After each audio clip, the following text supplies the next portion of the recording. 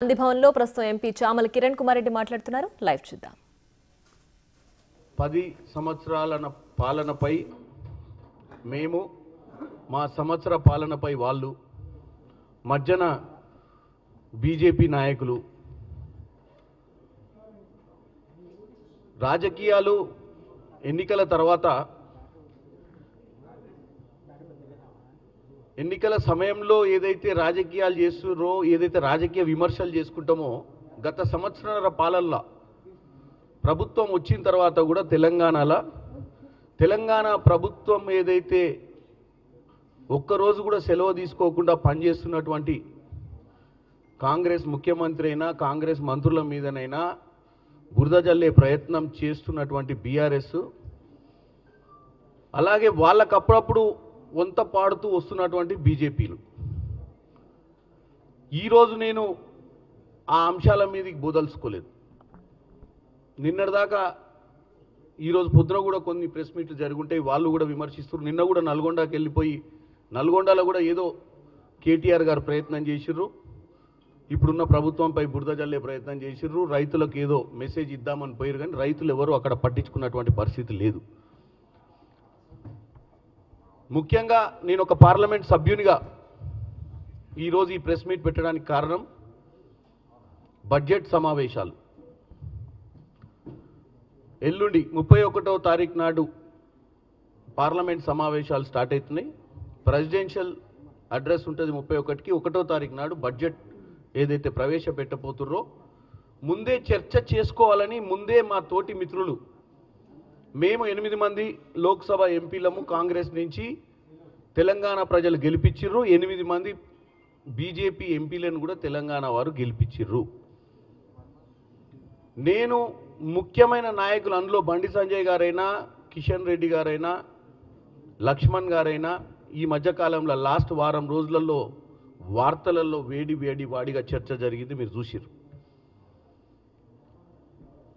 కిషన్ రెడ్డి గారు బీఆర్ఎస్ వాళ్ళు హైదరాబాద్ కంపెనీలు దావోస్కి ఎందుకు పోవాలి అని వాళ్ళు మాట్లాడితే, ఒక జాతీయ నాయకుడిగా, ఒక క్యాబినెట్ మినిస్టర్గా ఉన్నటువంటి కిషన్ రెడ్డి గారు వాళ్ళ స్క్రిప్ట్లో పడిపోయి వాస్తవంగా వీళ్ళకేం సంబంధం లేదు జాతీయ రాజకీయాల గురించి, భారతదేశంలో వచ్చిన పెట్టుబడుల గురించి మాట్లాడాల్సినటువంటి క్యాబినెట్ మినిస్టర్లు వచ్చిన పెట్టుబడులను తెలంగాణ రాజకీయ దృష్టిలో పెట్టుకొని వచ్చిన పెట్టుబడుల గురించి గొప్పగా మాట్లాడకుండా తెలంగాణ కంపెనీల గురించి నెగిటివ్గా మాట్లాడే ప్రయత్నం చేసిర్రు కిషన్ రెడ్డి గారు. ఇక బండి సంజయ్ గారు పోతే, బండి సంజయ్ గారు, బండి సంజయ్ గారికి తెలుసు, కిషన్ రెడ్డి గారికి తెలుసు, మేము ప్రతిసారి ఇక్కడ గవర్నమెంట్ ఫామ్ అయినప్పటి నుంచి కూడా మేము నరేంద్ర మోడీ గారికి, సెంట్రల్ గవర్నమెంట్కి ఇచ్చే రెస్పెక్ట్ ఇస్తూనే వస్తున్నాం. మా ముఖ్యమంత్రి అటు ఆదిలాబాద్లో కూడా రాష్ట్ర ప్రయోజనాల నిత్య రాష్ట్రమే ముఖ్యం, రాష్ట్ర ప్రజలే ముఖ్యం, రాజకీయాలు ముఖ్యం కాదని పెద్దన్న పాత్ర పోషించాలని ప్రజల ముందు ఓపెన్గా, మీరు మాకు పెద్దన్న లాంటి వాళ్ళు, మనం ఫెడరల్ స్ట్రక్చర్లో ఉన్నాము, మీరు కంపల్సరీ మా స్టేట్ మీద కూడా గుజరాత్ మీద ఎలాగైతే మీరు గుజరాత్ మోడల్ చేయడానికి ప్రయత్నం చేసిర్రో, గుజరాత్ మోడల్గా మీరు ఏదైతే ప్రతి దగ్గర పోయి ప్రచారం చేస్తారో, తెలంగాణను కూడా మీ ఇదే భారతదేశంలో మీరు ప్రధానమంత్రిగా తెలంగాణ కూడా అంతే ఇంపార్టెన్స్ ఇవ్వాలని రిక్వెస్ట్ చేసుకున్నటువంటి పరిస్థితి కూడా తెలంగాణ ప్రజలు గమనించారు. రాజకీయాలు చేసుకోవడం తప్పు లేదు. ఒక్కసారి నేను ఈరోజు తెలంగాణ ప్రజలకు ఒకటే చెప్తున్నాం, మనం తెచ్చుకున్న తెలంగాణ 10 ఏళ్ళు దాటినా మన కష్టాలు ఎందుకు నెరవేర్తలేవు? అధికారంలో ఉన్న బీజేపీ ఇది 3వసారి అధికారంలోకి వచ్చింది. గత 10 సంవత్సరాల నుంచి మనకు ప్రతి బడ్జెట్లో కూడా మనకు ఎంత న్యాయం జరిగిందో మీరు చూసిర్రు. ఈరోజు మీరు కేంద్రంలో కాంగ్రెస్కి బీజేపీకి సగంగా అటు 8 మంది వాళ్ళను 8 మంది మమ్మల్ని గెలిపించి ఈరోజు మీరు పార్లమెంటుకు పంపించింది దేనికోసము అనేది మాట్లాడుకుందాం. ఈరోజు మా మీద చాలా బాధ్యత ఉంది. రాజకీయాలు నేను విమర్శించుకుంటూ పోవాలంటే లక్ష్మణ్ గారు ఇంత సీనియర్ మోస్ట్ లీడరు, RRR విషయంలో భువనగిరికి వెళ్ళి కంప్లైంట్ చేయడం బట్టి చూస్తేనే అర్థమవుతుంది లక్ష్మణ్ గారి గొప్పతనం. లక్ష్మణ్ గారికి ఒక సీనియర్ లీడరు రాజ్యసభ ఎంపీగా ఉండి 2017 నుంచి 2021 లోపు అన్ని అగ్రిమెంట్లు కంప్లీట్ అయిపోయిన RRR road, northern part of RRR acquisition కానీ ఏది కానీ ఈ మధ్యకాలంలో దాని అక్వజిషన్ అన్నీ అయ్యేటప్పుడు గవర్నమెంట్లో ఉన్నటువంటి బీజేపీ, ఇక్కడ గవర్నమెంట్లో ఉన్న బీఆర్ఎస్ పార్టీ అలైన్మెంట్ గురించి పట్టించుకోకుండా అలైన్మెంట్ని ఫైనల్ చేసినాక ఈ అలైన్మెంట్ అనేది ఈరోజు వాస్తవంగా మార్చడానికి ఛాన్సే లేదని తెలిసినటువంటి వ్యక్తి లక్ష్మణ్ గారు. ఎందుకంటే అందుకంటే సీనియరు, సెంట్రల్ గవర్నమెంట్లో క్రియాశీలకంగా ఉండు. గడ్కరీ గారు నేషనల్ హైవేస్ మినిస్ట్రీలో ఉన్నారు. అది సాధ్యమా అసాధ్యమా అని తెలియకుండా కేవలం ప్రజలను రెచ్చగొట్టే ప్రయత్నం చేసుకుంటూ కాంగ్రెస్ పార్టీ అలైన్మెంట్ మీద చిత్తశుద్ధి లేదని చెప్పే ప్రయత్నం చేయడంలోనే వారికి అర్థమవుతుంది. సో ఇవన్నీ పక్కన పెడదాం. ఈరోజు ఇటు పద్మ అవార్డుల విషయంలో ఏదైతే బాధ్యతారహితంగా మాట్లాడినటువంటి బండి సంజయ్ గారైనా, RRR విషయంలో వాస్తవాలు అన్నీ తెలిసి బాధ్యతగా ఉన్నటువంటి లక్ష్మణ్ గారు ప్రజల తప్పుదో పట్టించి కాంగ్రెస్ని ఇరకాటంలో పెట్టే ప్రయత్నం చేసేదాన్నైనా, కిషన్ రెడ్డి గారు దావోస్కి హైదరాబాద్ కంపెనీలు పోయి గాఢ పోయి మాట్లాడుకోవడం ఎందుకు, ఈయన్నే బంజారాయిల్స్ రోడ్డు అవతలు వచ్చి మాట్లాడుకోవచ్చు కదా అని చెప్పేటువంటి సందర్భం వరకు ఇవన్నీ కూడా పక్కన పెట్టాల్సిన అవసరం వచ్చింది. ఈరోజు మీరు విమర్శించిర్రు, మేము అడుగుతున్నాము ప్రజల ముందు మీ అందరినీ. కానీ ఈరోజు మనము రేపు సాయంత్రమో ఎల్లుండో అందరం కూడా ఢిల్లీకి పోయే పరిస్థితి ఉంది, పార్లమెంట్ అటెండ్ అయ్యే పరిస్థితి ఉంది. ఈసారైనా మనం మన విభజన హామీల నుంచి మొదలు పెట్టుకుంటుద్దాం. గతంలో అంటే మీరు 8 మంది లేకుండే లోక్సభలో, మేము 8 ఉన్నాం, మీరు 8 ఉన్నారు. ఇద్దరికి సగం సగం బాధ్యత ఉంది. ఈరోజు తెలంగాణ ప్రజలు మన మీద పెట్టి పంపించారు పార్లమెంట్కి. ఈ బడ్జెట్లో మనం ఎంత తీసుకురాగలుగుతామో అనేది ఇంపార్టెంట్. పద్మ అవార్డుల లెక్క ఎందుకు ఇస్తాము, ఎందుకు ఇయ్యరు, మీరు అడిగిర్రా, మీరు అడగలేదా, ఆయనకి ఇస్తారా ఈయనకి ఇస్తారా కాదు. మనం ఎన్ని తీసుకొచ్చినాము, అది పద్మ అవార్డులైనా రేపు తెలంగాణకు రావాల్సిన నిధులైనా ఎన్ని తీసుకొచ్చినాం అనేదే లెక్కలకు వస్తుంది. నువ్వు అడగలేదు నేను అడిగినా, నేను అడగలేదు నువ్వు అడగలేదని కాదు. ముఖ్యమంత్రి రేవంత్ రెడ్డి గారు ఎన్ని దఫాలుగా ఢిల్లీకి పోయిన విషయాన్ని బీఆర్ఎస్ పార్టీ కేటీఆర్ గారిని అడిగితే చెప్తాడు, వ్యంగ్యంగా చెప్తాడు. ఆయన గొప్పగా చెప్పాడు అన్నిసార్లు ఢిల్లీకి పోయిండు అని. అన్నిసార్లు ఢిల్లీకి ఎందుకు పోయిండో బీజేపీ నాయకులకైతే గ్యారంటీ తెలుసు. ప్రతిసారి అక్కడ క్యాబినెట్ మినిస్టర్లను రేవంత్ రెడ్డి గారు కలిసి రాష్ట్ర పరిస్థితులను వివరించుకుంటూ, రాష్ట్రంలో ఏం కావాలి రాష్ట్రానికి, ఈగోస్కు పోకుండా మేము కాంగ్రెస్ వాళ్ళు బీజేపీ మేము పోయి వాళ్ళని కలవడం ఏంది అని ముఖ్యమంత్రి మాదిరిగా నియంత పోకడ పోకుండా, ప్రజాస్వామ్యంలో ప్రజలు గెలిపించిన తర్వాత రాజకీయాలు అనేది ఎన్నికల వరకే, ఎన్నికలైనాక ప్రజా సమస్యల కోసము మనం ఎంత దిగైనా కానీ పనిచేయాలి,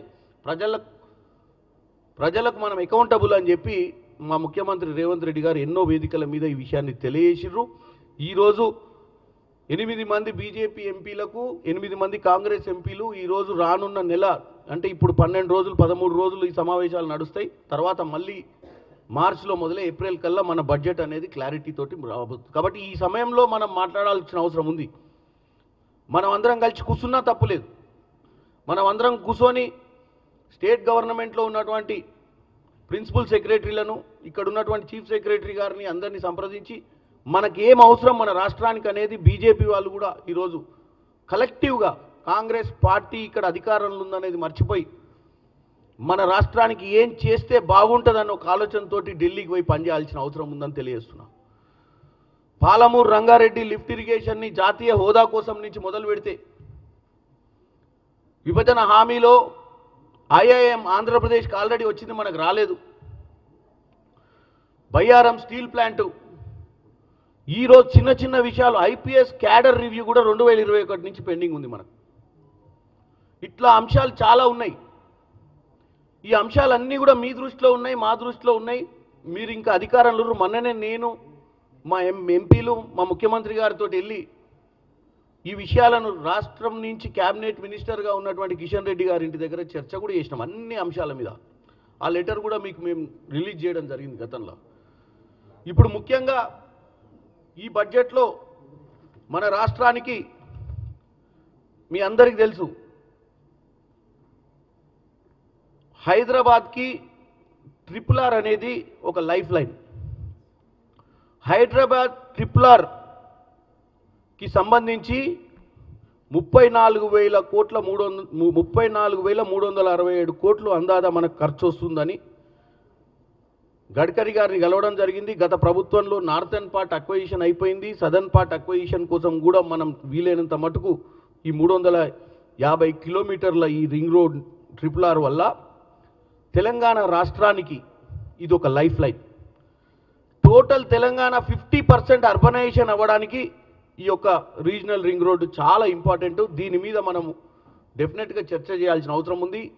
ఈ సెషన్లో దీనికి సంబంధించిన బడ్జెట్ని కేటాయించుకునే ప్రయత్నం చేయాల్సిన అవసరం ఉంది ఈ ప్రాజెక్ట్ డిలే కాకుండా ఉండాలంటే.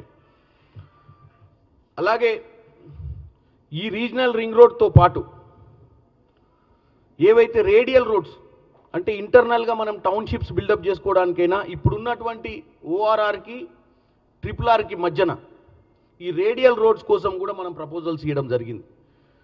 ఈ రేడియల్ రోడ్స్ కూడా మనం కంప్లీట్ చేసుకున్నట్టయితే హైదరాబాద్ నగరం మొత్తం కూడా అంటే ఈరోజు చౌటుప్పల్ అవతల నుంచి అంటే దగ్గర మన హైదరాబాదు 70 కిలోమీటర్ల దూరం దాకా కూడా అన్ని ఊర్లు కూడా ఈరోజు పట్టణాలు అవుతాయి. ఈ రేడియల్ రోడ్స్ రావడం వల్ల ఈ రేడియల్ రోడ్స్కి టౌన్షిప్స్ బిల్డప్ చేసుకోవచ్చు, కంపెనీస్ బిల్డప్ చేసుకోవచ్చు, కనెక్టివిటీ ట్రాన్స్పోర్టేషన్ ఫాస్ట్ ఉంటుంది. ప్రతి ఒక్కరు ఎక్కడైనా కానీ ఎక్కడికైనా ట్రావెల్ చేయడానికి ఈజీ అయ్యే విధంగా మనం గ్రీన్ రేడియల్ రోడ్స్ వేసుకోవాలని ఒక మంచి ఉద్దేశంతో రేవంత్ రెడ్డి గారు ప్రపోజల్స్ ఆల్రెడీ ఈ ప్రపోజల్స్ అన్నీ కూడా మీకు నేను మీడియాకు పంపిస్తా. ప్రపోజల్స్ ఏమేమి ఇచ్చినామో మొన్నటిదాకా.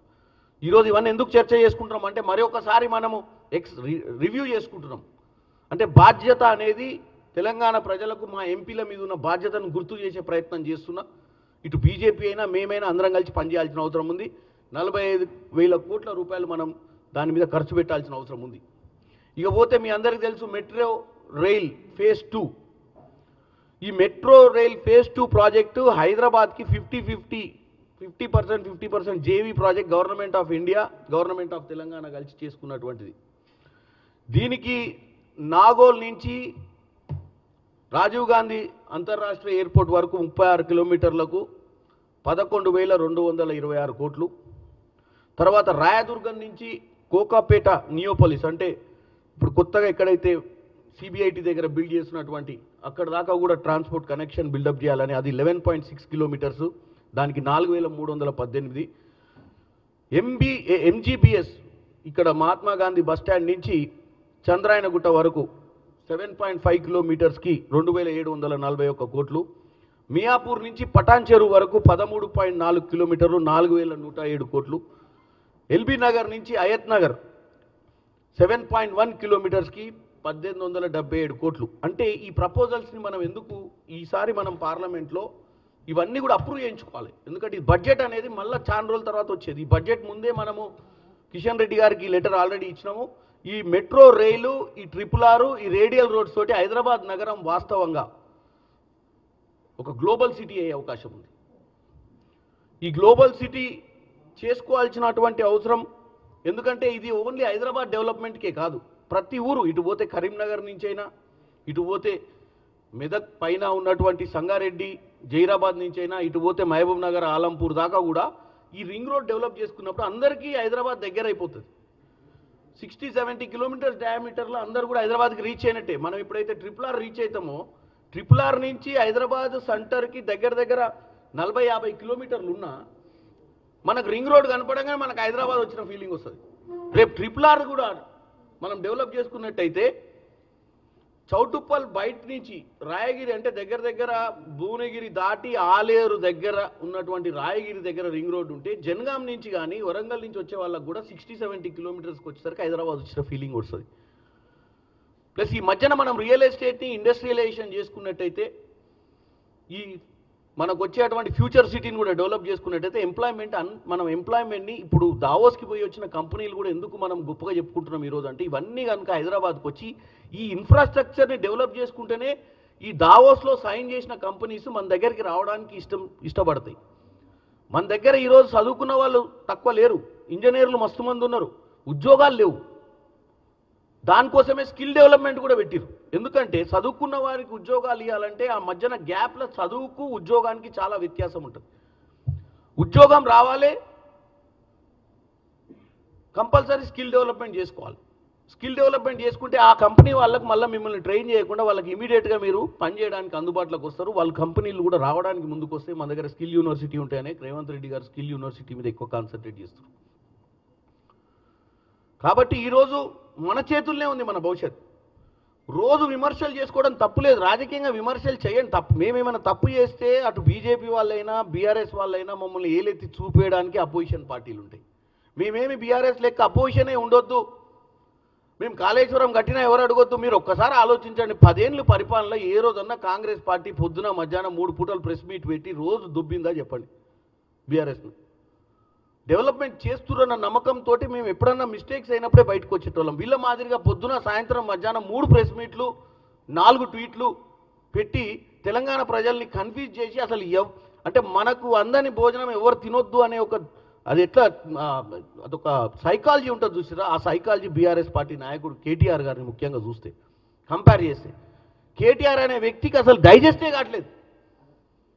నేను అనేది ఏంటంటే నెలకోసారో 15 రోజులకోసారో మంచి స్టాటిస్టిక్ తీసుకొచ్చి వాస్తవంగా ఇట్లా చేస్తే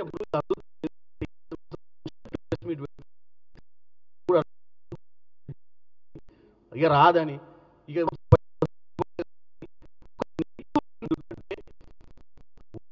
లేదు. పాలించిన ఏ రోజు కూడా 24 గంటలు ప్రెస్ మీట్లు పెట్టలే. మేము ఈరోజు ట్రాన్స్పరెన్సీగా గవర్నెన్స్ని అందియాలన్న ఆలోచన. వాళ్ళ మాదిరిగా అపోజిషన్ని ఖతం చేసిర్రు, వాళ్ళ మాదిరిగా జీవోలు ఇచ్చినప్పుడు ఏ రోజు వాళ్ళు ఎక్కడి నుంచి పరిపాలన అందించిర్రో తెలియలేదు. మరి ఈరోజు మేము అన్ని వాళ్ళ ముందే చేస్తున్నాం. ఇలా గ్రామ సభలు పెట్టేంత ధైర్యం ఎందుకు చేస్తున్నాం? వాళ్ళు అనుకోవచ్చు మాకు ఏమన్నా పిచ్చి పట్టిందా గ్రామ సభలు పెట్టి ప్రజల దగ్గర చేయదు. నేను ఇలా చెప్తున్నా తెలంగాణ ప్రజలకు మాకు చిత్తశుద్ధి కాబట్టి మా దగ్గర ఆర్థిక ఇబ్బందులు ఉన్నా మేము వచ్చి గ్రామ సభలు పెడుతున్నాం. ఎందుకు పెడుతున్నాం అంటే మీ ముందే మేము ఏ నిర్ణయం తీసుకుంటున్నాం, ఎవరికి డబుల్ బెడ్రూమ్ ఇస్తున్నాం, ఎవరికి రేషన్ కార్డు ఇస్తున్నాం, ఎందుకు ఇస్తున్నాం, వాళ్ళ అర్హులా కాదా మీరే నిర్ణయం చేసుకోవాలన్న ఒక మంచి ఉద్దేశంతో చేస్తున్నాం. దీన్ని నెగిటివ్ చేయాలని మిమ్మల్ని రెచ్చగొట్టాలని ఇలా నల్గొండలో పోయి వ్యవహారం చేసి వస్తున్నాం. మేము ఏకకాలంగా ఇస్తా అంటూ నేను తర్వాత చెప్తా. ఇప్పుడు ఎస్పెషల్లీ డిబేట్ అయిపోతుంది సబ్జెక్ట్. వాళ్ళ గురించి మాట్లాడాలంటేనే అప్పుడప్పుడు కన్స్ట్రక్టివ్ మాట్లాడదామన్నా కానీ డిస్ట్రక్టివ్ థాట్స్ వస్తాయి. అటువంటి వ్యక్తులు వీళ్ళు. అయితే ఈ పార్లమెంట్ సమావేశంలో మనము మూసి రివర్ ఫ్రంట్ డెవలప్మెంట్ గురించి కూడా మాట్లాడాల్సిన అవసరం ఉంది. హైదరాబాద్ నగరానికి ఈరోజు అది ఆ రివర్ని మనం డెవలప్ చేసుకుంటే అది ఒక లైఫ్ లైన్. దానికి సంబంధించి 14,100 కోట్లు మనకి వాటర్ని ఈ మ్యూసీని ఇప్పుడు ఉన్నటువంటి ఈ రివర్ ఫ్రంట్ డెవలప్మెంట్ కోసం ఖర్చు చేసేటట్టు పరిస్థితి ఉంటే మనకు అసలు మురికి లేకుండా ఎస్టీపీలు పెట్టుకొని ముఖ్యంగా ఈరోజు ఏ కాలనీ నుంచి అయినా ఒక మురికి నీళ్ళు వచ్చి మూసిలో కలవడానికి వీలు లేకుండా చేసుకోగలుగుతాం. ప్రతి దగ్గర మనం వాళ్ళు కూడా చేసినామంటారు. మరి చేస్తే మరి ఆ రోజు కేసీఆర్ గారు అన్నారు రూపాయి బిల్ల ఇజురేస్తే కనపడాలన్నాడు.